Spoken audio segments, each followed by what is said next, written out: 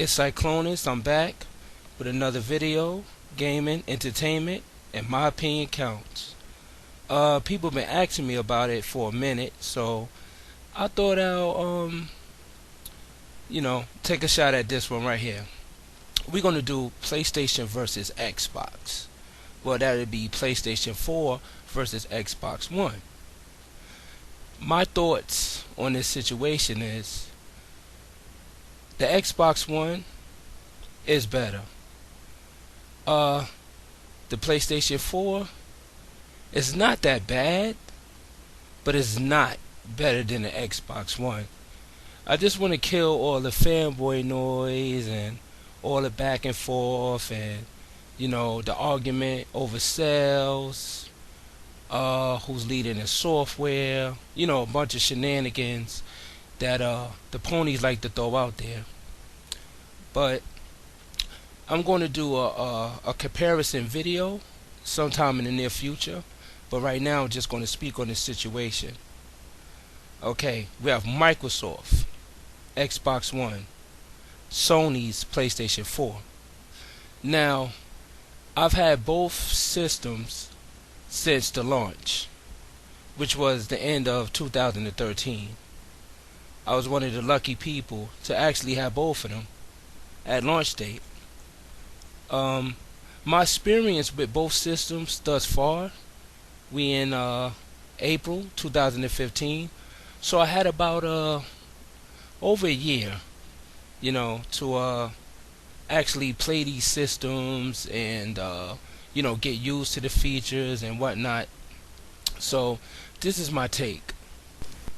When you look at both systems, they're both capable of powerful gaming, graphics that pass last gen, features, things of that nature,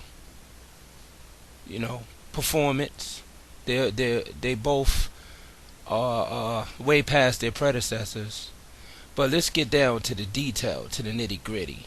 Now, like I said, I've been on both systems over a year now, so I think I'm in a good position where I can kind of like say, which one I think is best and give my opinion. Alright, we're gonna start with the PlayStation 4. My experience with the PlayStation 4 was horrible. I mean, I gotta call it like it is. It's a boring system. It has no life, no entertainment value. It just feels dead. Just the interface, just the presence that it has, just the feel that I have when I sign into PlayStation Network. It feels like nothing's there. It just feels like the graveyard. It just feels like a system with like nothingness. I feel like I'm out in the oasis somewhere. I mean, that's just my experience when I played the system. Maybe your experience might be different, but that's just mine. And what baffles me is, why do people buy the PlayStation 4? That's another thing I wanted to talk about. Because every time I cut on my PlayStation 4, I scratch my head. And I'm baffled. I think it's like one of the biggest mysteries in video gaming. Because when I play my PlayStation, I see no value there. I don't understand why people buy it. Are they brainwashed, or could it be the brand Sony? I'm trying to put my head on, I'm trying to put my hand on it actually, and I don't understand. I don't know. Maybe like the listener, or people listening to the video, maybe you might have a different opinion, but this is just mine. I just don't understand it. I mean, the exclusive sucks. Sony's going broke.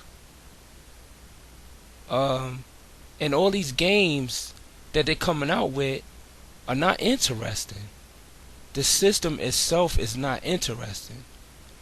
Now, this is not a damage control video. I'm not bashing the PlayStation 4. I'm not saying it's a terrible system.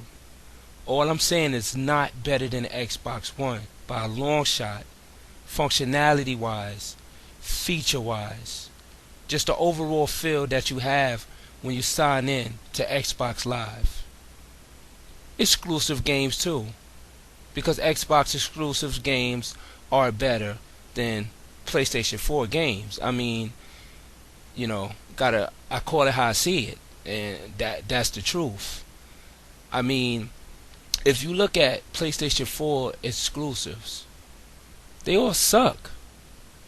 I mean, Drive Club sucked. It was delayed over a year, and then when it finally came out, oh, I know what you're gonna say. Halo Master Chief Collection. Halo Master Chief Collection. Okay. Give or take. Alright? Now, back to Drive Dud. Now, I own both systems, so I can make honest opinions on my part. My opinion counts, whether you think so or not. But this is how it stands. Now, you go to Drive Club. Game been delayed over a year. Over a year. Right? And when the game finally comes out,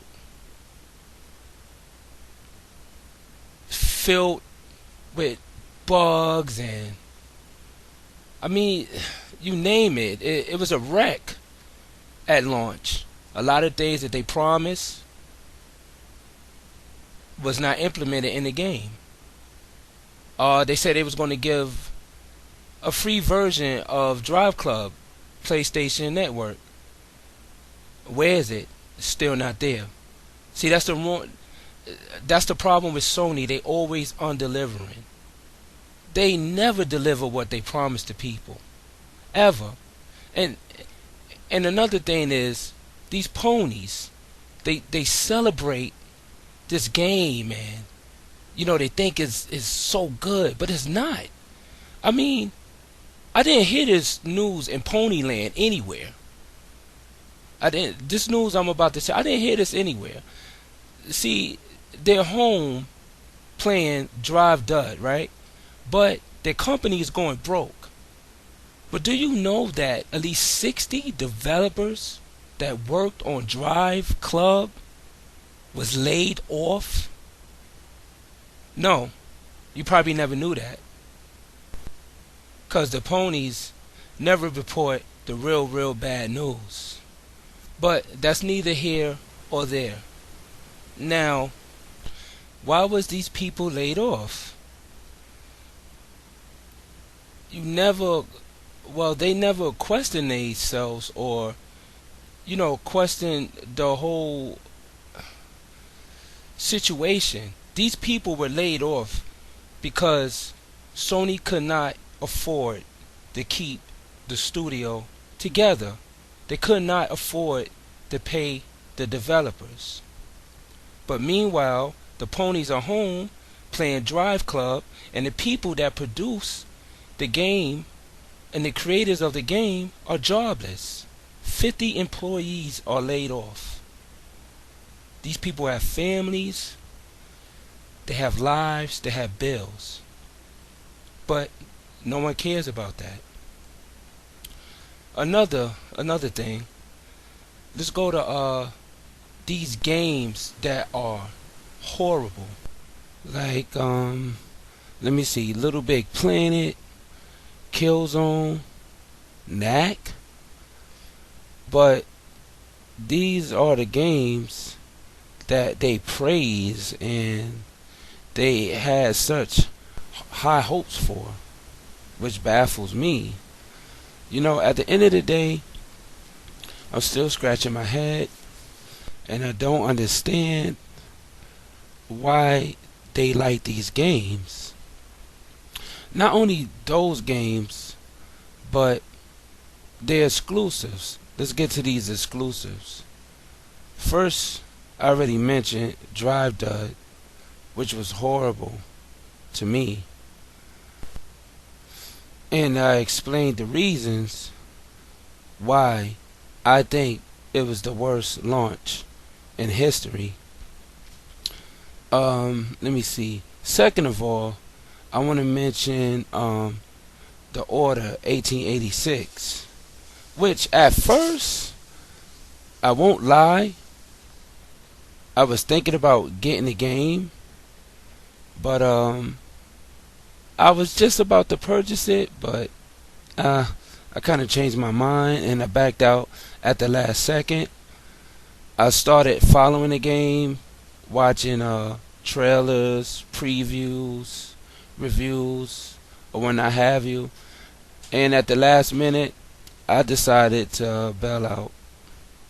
I wasn't interested in that game, and just as I had guessed, or I was anticipating, the game had low reviews all around the board. Lackluster campaign, short campaign. The controls was horrid. The shooting, the aiming, it was just too many bad reviews about the game to justify me a purchase. So I did it. And what happened? The order flopped.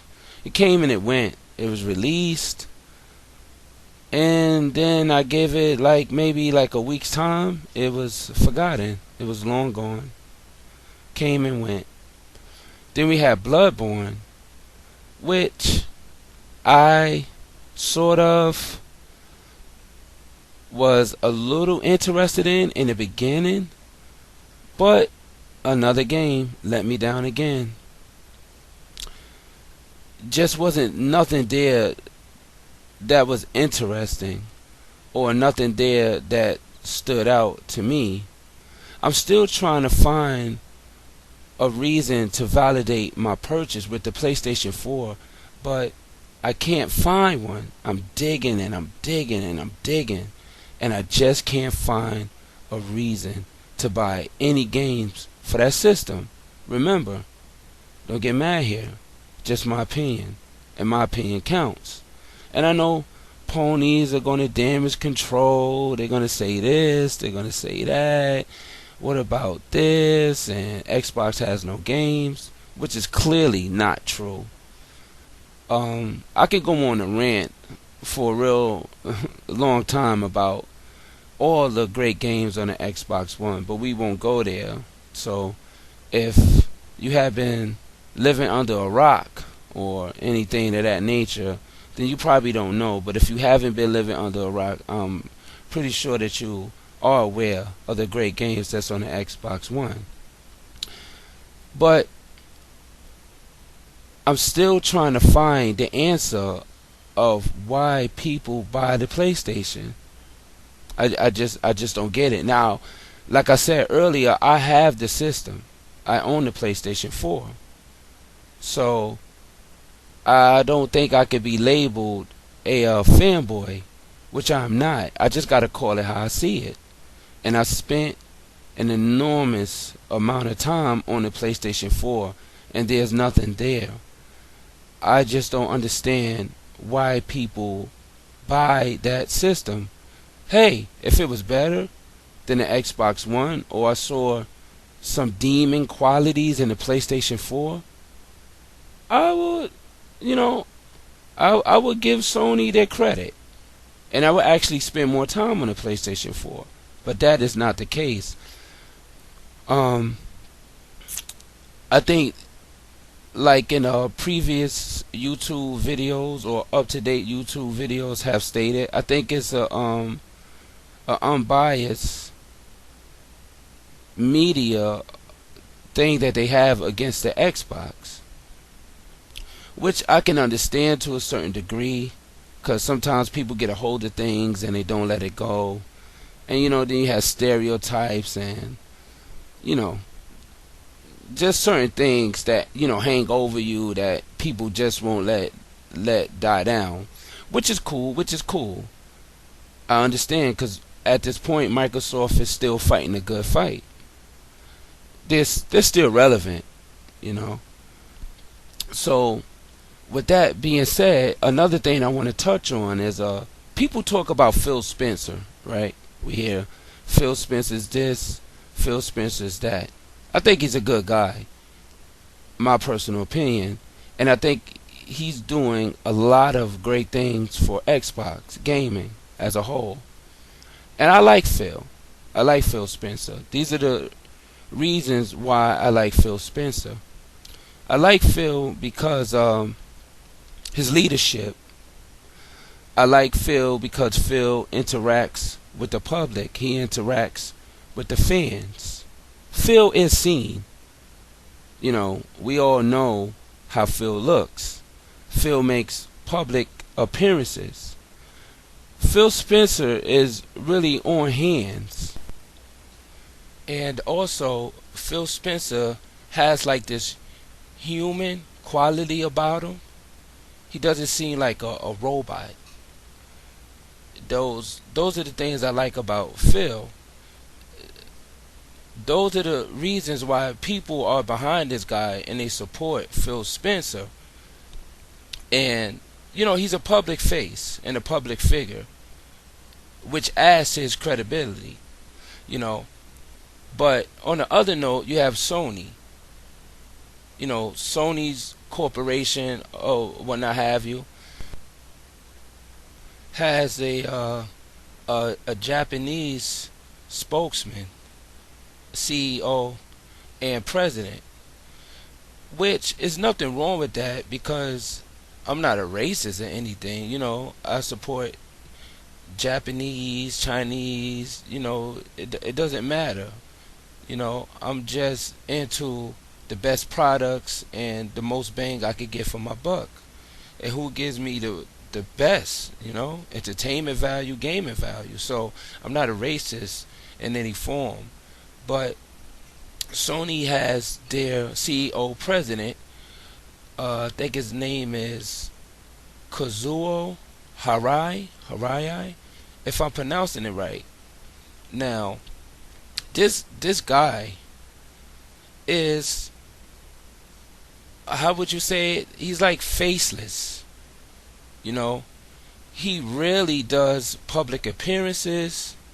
He doesn't talk to the fans. He doesn't talk to the community. He's not very vocal. He's like almost absent.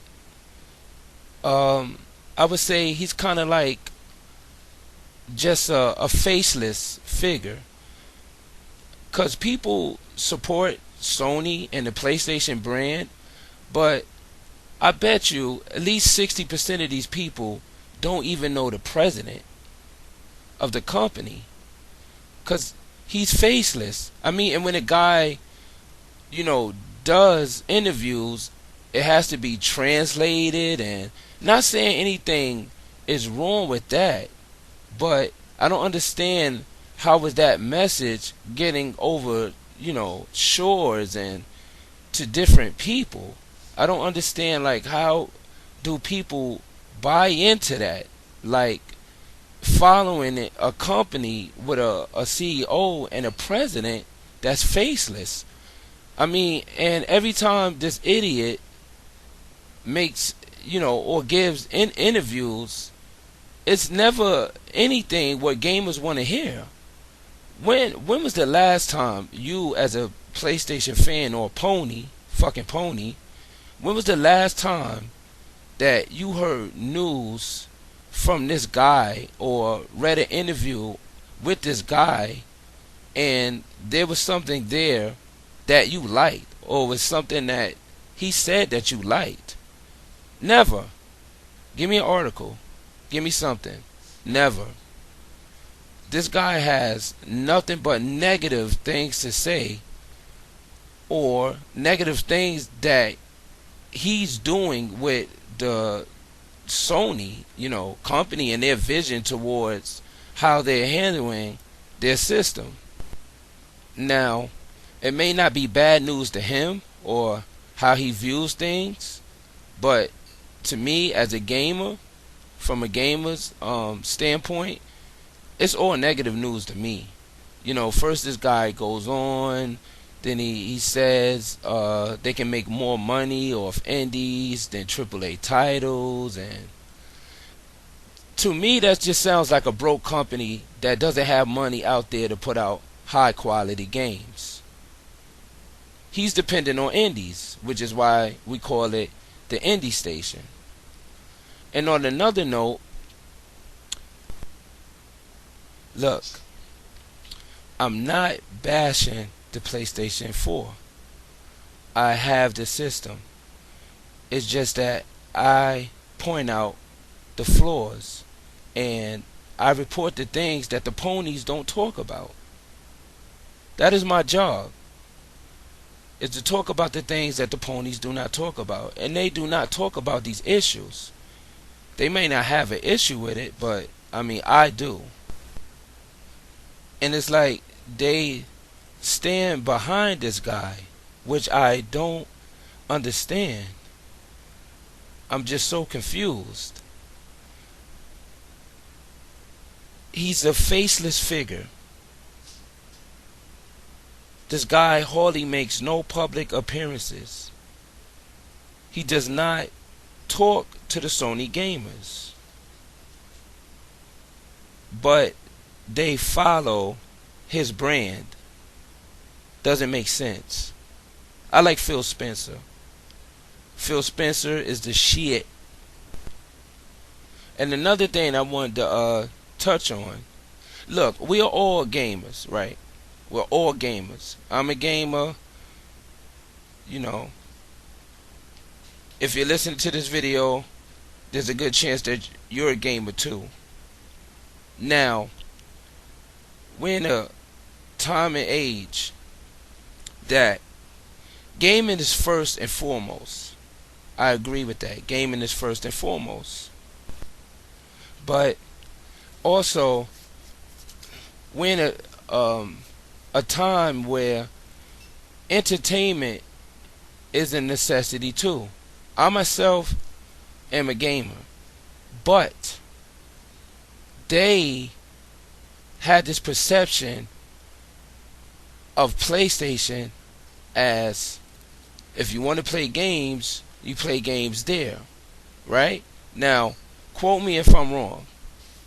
We all love games, but at the end of the day, I want a system that does more than just play games.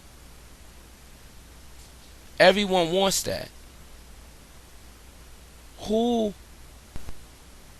buys systems solely just for games? Now, I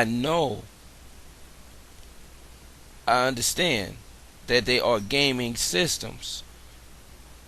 Listen, what I'm trying to say is that 24-hour gaming went out the door with Genesis, Super Nintendo.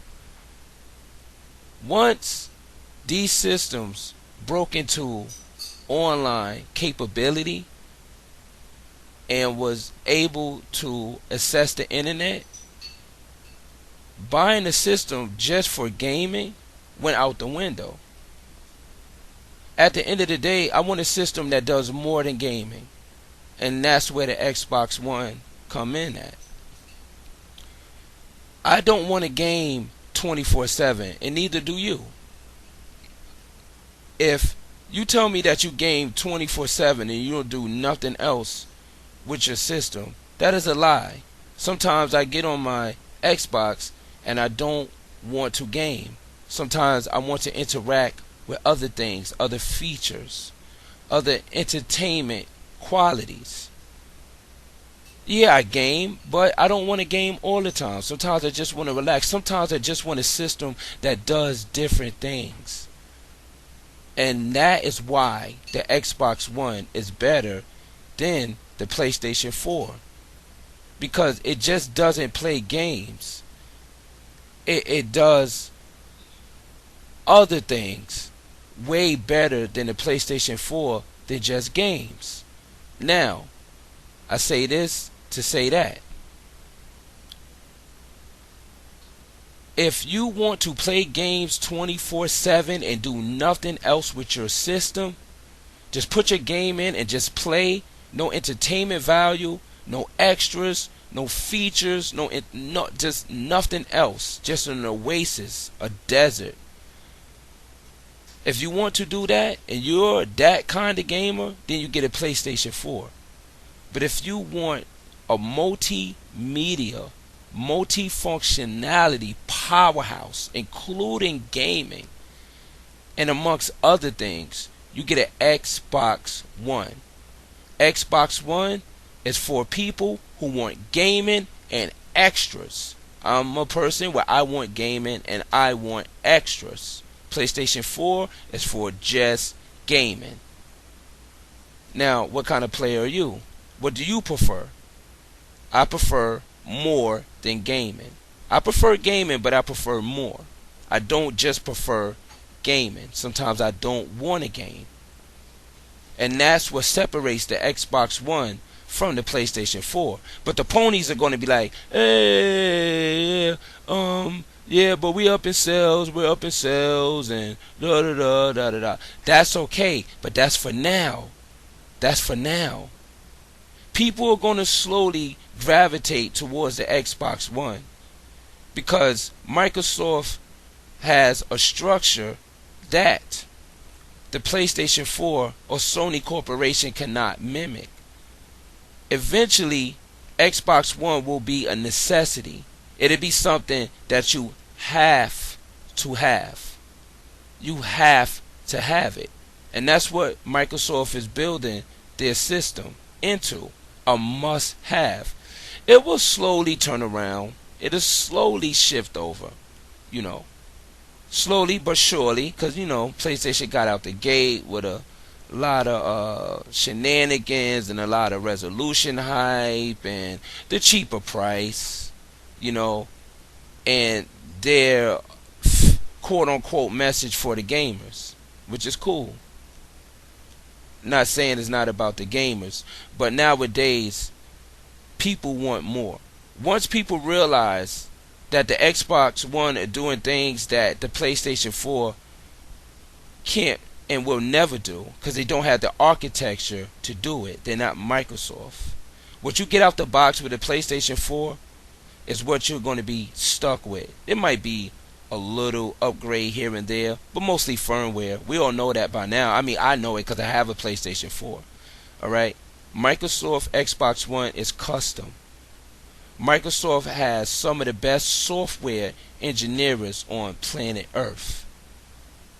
These guys have the best toolkits, the best resources, you name it. Microsoft.